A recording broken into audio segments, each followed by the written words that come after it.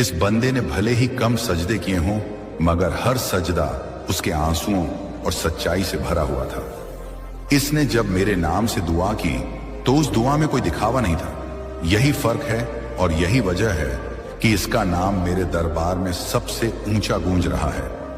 यह सुनकर दूसरा फरिश्ता बोला, ऐ मालिक, हमने देखा है कि यह बंदा कभी गुनाहों में भी गिरा, कई बार हमने इसे फिसलते हुए भी देखा, फिर तेरे दरबार में इसको यह इज्जत कैसे मिल गई, जबकि औरों ने तो गुनाहों से बचने के लिए बहुत मेहनत की है।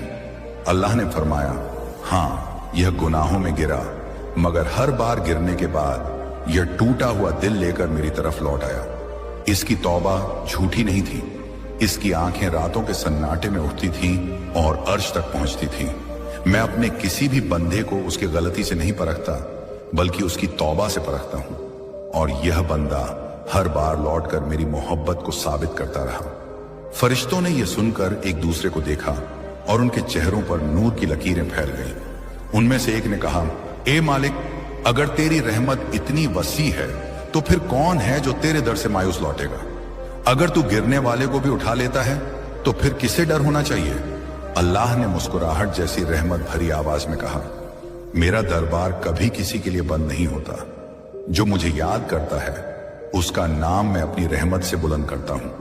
फर्क सिर्फ इतना है कि कोई सच्चे दिल से पुकारता है और कोई सिर्फ जुबान से। जिस दिन इंसान का दिल और जुबान एक हो जाए, उस दिन उसकी पुकार पूरी कायनात में गूंजने लगती है। और यही हाल इस बंदे का हुआ है।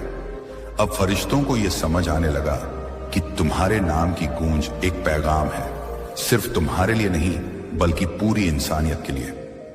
उनमें से एक फरिश्ता आगे बढ़कर कहता है, ए मालिक, क्या तेरी रहमत का यह दरवाजा बाकी बंदों के लिए भी खुला है?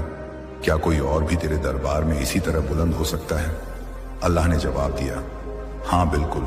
जब कोई बंदा अपने दिल को गुनाहों से धोकर, अपने आंसुओं को मेरे नाम पर बहाकर और अपनी मोहब्बत को सिर्फ मेरी खातिर सच्चा कर लेता है, तो उसका नाम भी इस दरबार में गूंज उठता है।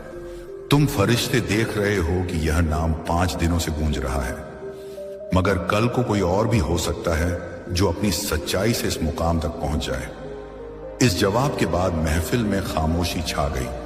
हर तरफ नूर ही नूर था और उस नूर में तुम्हारे नाम की गूंज ऐसी लग रही थी जैसे किसी टूटे हुए दिल को आसरा दिया जा रहा हो, जैसे अल्लाह खुद कह रहा हो, तुम्हें मैंने चुना है, तुम्हें मैंने बुलंद किया है, क्योंकि तुम्हारा दिल मेरी तरफ झुका और यही वह चीज है जो मुझे सबसे प्यारी है।